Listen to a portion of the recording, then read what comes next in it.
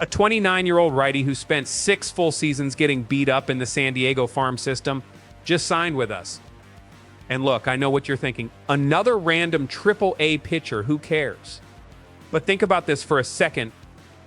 We just saw the front office bring in Cooper Criswell, bring in Dane Dunning, and now this guy here who has a 5.2 ERA last season, but managed 127 strikeouts in 124 innings. This is not a coincidence. This is a pattern. His name is Gabe Mosser. And yes, he played for the Philadelphia Phillies in 2025 in his hometown, actually. But here's the plot twist.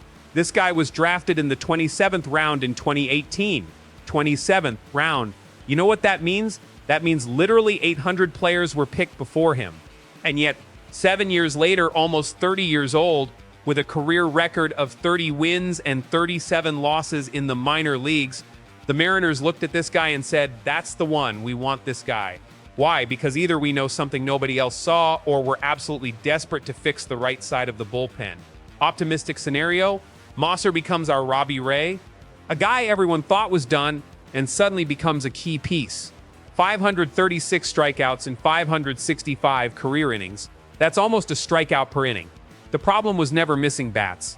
The problem was always consistency. If we can adjust his mechanics, suddenly you have a long reliever who can give you 3-4 innings when the starter implodes. Now, disaster scenario, Mosser becomes a shuttle between Tacoma and Seattle, goes up when someone gets hurt, goes down when they return. By July, we cut him, and then everyone's going to look back and say, why the hell didn't we go all in when we had the chance? Realistic scenario, he's insurance. Depth piece. We have Munoz closing, we have Spire and Ferrer as lefty setup guys, but on the right side after Munoz, it's cloudy. So the front office brought in 3-4 low-risk guys who can compete. If one of them hits, great. If none of them hit, we didn't lose anything. Now, here's the crazy part. What if we're doing all these righty signings because we're setting the stage for a trade?